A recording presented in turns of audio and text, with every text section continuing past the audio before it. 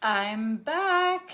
Hey everybody, it's Angie with Heart Wellness Coaching, and I'm on a roll with Facebook Lives this week. It just occurred to me that there's so many things that I take for granted that I've just been doing for so long, and they're so second nature to me, and I realize like they're not always second nature or obvious to other people. So I'm making a commitment to get on more often and just kind of walk you through some of the things that are basic things for me that keep me healthy, that maybe would be some things that you could learn. So I'm making another Buddha bowl. Last week I did a Buddha bowl a day for 5 days. I might have even done 6. And Buddha bowls are like my favorite way to eat healthy. They're delicious, they're easy. You can take them in a lot of different directions. It doesn't get old because you can do like a Mexican theme, a Greek theme, a Thai theme, an Indian theme. I don't even really think about like what ethnic flavors it is. I just know what I like, and you will too. Like you learn to put together foods based on what you like and what you enjoy. So what I'm doing tonight, I'm just going to kind of walk you through it all. It seems like kind of a hodgepodge, but it works. So I have these. I have this squash. It's a winter squash. I think it was a butternut.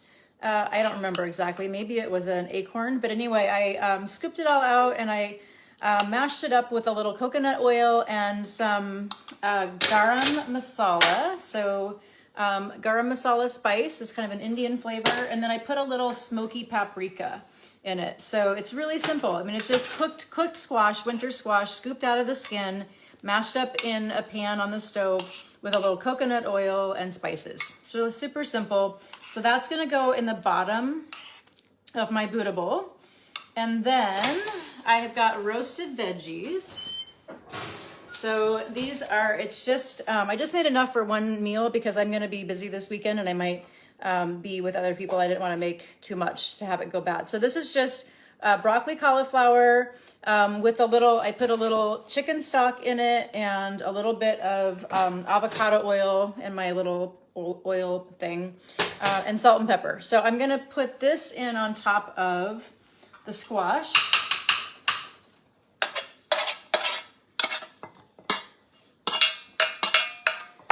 Okay, and then tofu. Air fried tofu. This is delicious. This is my air fried tofu. You can do pan fried tofu. There's a recipe for this that I have posted. I'll post it again. And if you just go to my Facebook page and do a search for pan fried tofu, it probably will come up, but I'll post it again. There's just a seasoning blend, and then I cut the tofu up. I usually like to cut them up into like dice, like the size of a dice. You can decide how you like it. I like it like diced size. And so I'll cut the tofu up, I'll put it in a bowl, and then I'll pour a little bit of avocado oil, some coconut aminos. Love my coconut aminos. It's so much better. It's basically like soy sauce. It's coconut aminos. It's like a million times better than soy sauce. It's better for you. There's no soy in it. There's no gluten in it at all. They're delicious, my favorite. And then this tofu seasoning mix, which I have come pretty close to figuring out the right blend of spices. This is from Nearly Normal's. It's a restaurant in Corvallis that actually has closed. But I think I've come up with the right combination of ingredients, and it's on the post that I will, that are on the recipe that I'll post. So it's nutritional yeast and a bunch of other spices that you probably have in your pantry, nothing super fancy. And so I mix all of that into the tofu when it's uncooked, and then I put it in my air fryer and get it till it's like kind of golden brown and kind of crispy and really yummy. And then I'll put the tofu in. It's gonna be so good. Okay. And then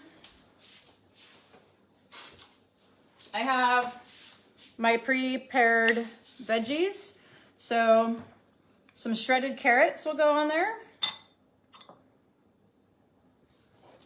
Some shredded purple cabbage.